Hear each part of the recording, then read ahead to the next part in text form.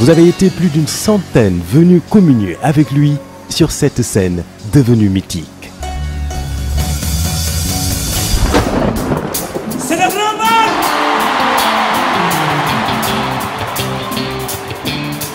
De tous les coins et recoins du monde, le sourire, la bonne humeur, les préparatifs commencèrent. Les tailleurs se mirent à coudre les plus beaux bobos. Lors des bijoutiers reprirent à couler pour le bonheur des belles dames africaines. Vos cris de bonheur et d'exaltation feront monter les décibels. Les solos de guitares électriques se feront plus lancinants. Les danseurs tourbillonnant au rythme infernal des tambours africains. Tandis que la voix atteindra des octaves jamais égalées. Grâce à vous, l'ambiance sera encore extraordinaire. La fête sera grandiose. Bougez, tirez, chantez, dansez. Vous, Youssou N'Dour, le Super Étoile et Bercy, c'est déjà 17 ans de bonheur partagé. Merci!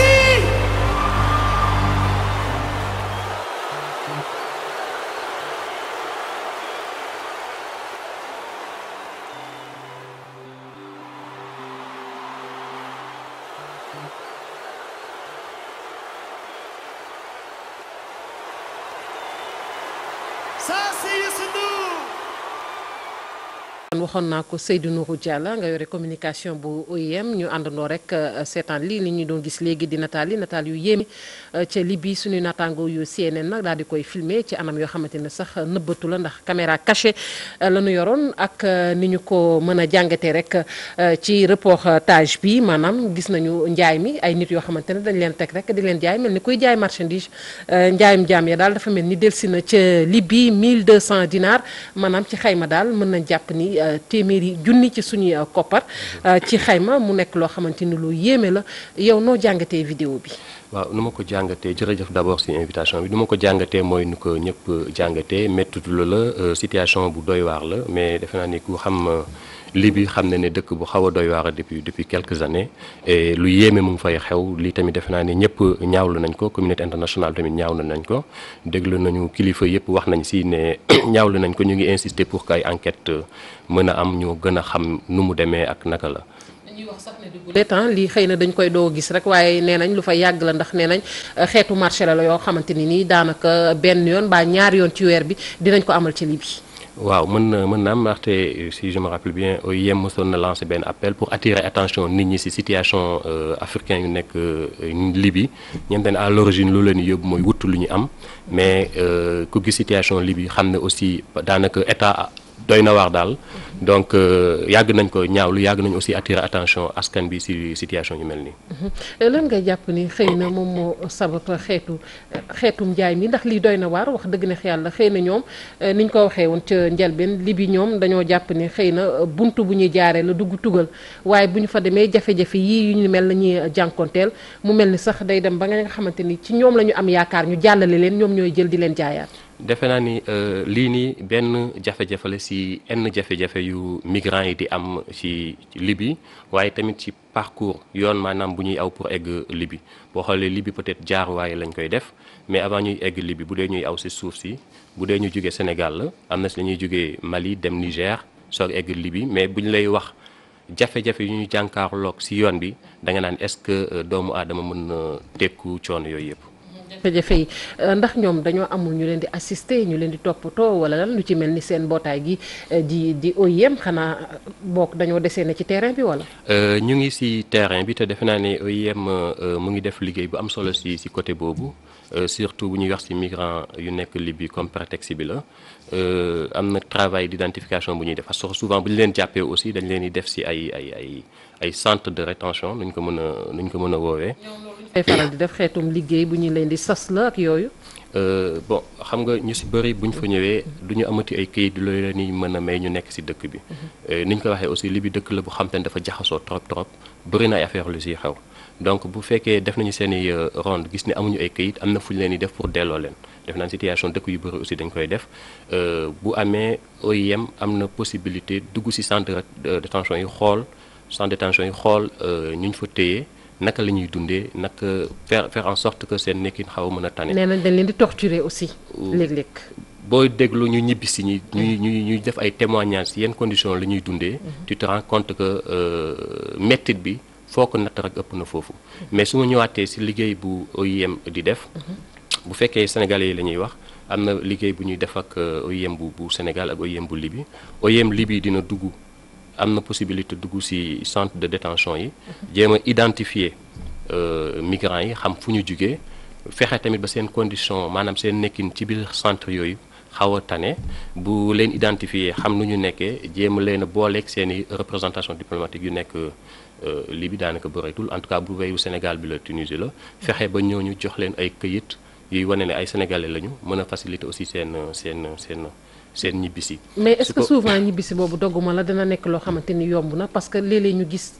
fa ay maanaam migrants yoo xamante ne dañ fay nekk yàgg fa nekk di woote wallu waaye wax dëgg neex yàlla balaa ñi leen di wallu rek daanaka fekk ne dee nañu ba noppi. defe naa ne liggéey bi ñu ngi koy def boo xoolee mardi bi passé talaata bi passé am na ñu ñëw beneen talaata bee passé aussi ci kaw am na ñeneen ñu ñëwoon joxe woon nga lim bi. donc dama lay expliquer rek bu fekkee identifier nañ leen ba wan leen wax représentation diplomatique yi ne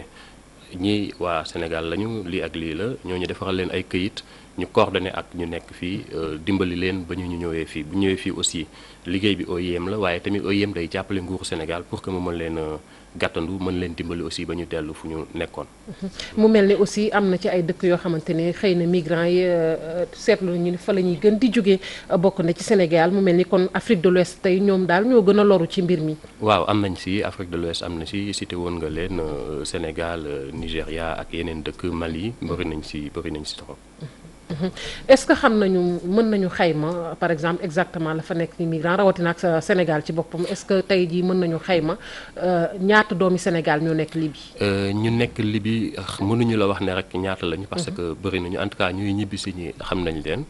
bon am na ñoo xam ne bu ñu ñëwee dañuy aw si OIM ñooñu mën nañu wax ne temps lañu mais am na ñeneen ñoo xam ne bu ñu ñëwee aussi peut-être nguur gi moo leen di gàttandu peut-être ay statistiques yoo xam ne mënuñu amandoo yëpp. wax nga ko yéen a ngi def liggéey bu am solo yéen waa OIM yéen a ngi liggéey ak OIM bu Libye mais responsabilité yi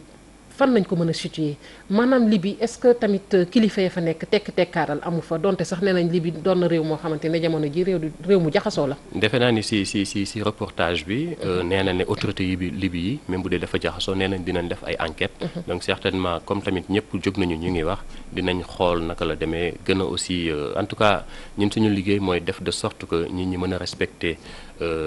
ak yelleefu ñii di ay migrants. suñu réew yi am nañ ci part de responsabilité. part de responsabilité xaw ma nuñ koy mën a expliquer mais je sais que quand même dëkk bu nekk état bu nekk responsabilité mooy fexe ba askanam ñu jóge ci seen état mën a nekk en sécurité fépp fu ñu mën a nekk ci àdduna bi. est-ce que tey jii am na solution bu concrète maanaam xëy na lu ñu jàpp ni saafara la boo xamante ni nii buñ ci ngooyee wax dëgg neex yàlla jafe-jafe yi dina fi mën a jóge parce que tamit lii ñuy gis nii doy na waar te kenn xamul fu mu jëm. defe naa ne nguur gi ak OIM ak i partenaire am ñu ngi liggéey pour fexe ba képp kuy bëgg a dem nga xam naka nga war a demee et puis xam yan risque ñoo la si war a mën a fekk ndax tamit depuis àdduna di baax ba léegi nit ñi am nañu droit di dem fu leen neex di waliyaani wala di wuti lu ñu am si yeneen dëkk donc loolu droit la boo xamante ne ku nekk yoon moo la ko may mën nga dem fu la neex mais le plus important mooy fexe ba booy dem nga xam nan ngay demee ak boo demee lan nga fa war a fekki pour que au moins la décision soit vraiment informée et puis nga xam nu muy demee. yëf yi du laaj sanction surtout ci ñi nga xamante ne ñoom ñooy passeurs yi ñoom la ñu jàpp ne ñoom ñooy jàllale waaye ñoom ñooy def giraawaali gi est-ce que vraiment sanction am na ci jàllalekat yi. defe naa ni bu fekkee ñu ngi suivre actualité gis nañu ay pays yàggul trop am na ay passeurs yu ñu jàppoon. daan leen ay daan yu diis effectivement sanction war na am mais balaa ñuy egg ci sanction bi il faut sensibilisation bi mën a dem mën a yaatu ba ku nekk xam yan risque moo leen si fekk bu fekkee nit ki xam na yan risque moo koy fekk si dem si dëkk yu jaxasoo wala yante melu nu mu meloon dina mën a xoolaat fan la war a dem naka lay orienté wu ak yu mel noonu. dëgg la sax nekk nañu ci réew moo xamante ne réewum jàmbur la may jéggalu ci anam yoo xamante ne dëppoowul ak yoon waaye tey jii ñi ngi ci yoonu ñibbisi baaw ñu bari bokk ñi ngi ci yoonu ñibbisi gis nañ ñu ñibbisi bu yàggul dara waaye tamit yaakaar naa ñibbisee loxoy kese moom metti na est-ce que ñooñu aussi ñi ngi xalaat seen ëllëg. ñu ngi xalaat seen ëllëg ndaxte defe naa ni comme ni mu ko waxee nguur gi ak partenaire partenaire am yi OIM ak ñeneen. ñu ngi liggéey à ce que bu ñu ñëwee am tamit naka la ñuy mën a toogee ci dëkk bi. ñi nga xamante ne aussi am nañu xalaat ñibbi en fait dem migrer ji balaa ñuy dem ñu am toutes les informations nécessaires pour que ñu xool nu ñuy demee. ñu di la jaajëfal bu baax a baax may fàttali ni yow yaa yore communication bu OIM bu Sénégal Seydou Nourou Dia ñu ngi lay jaajëfal bu baax a baax.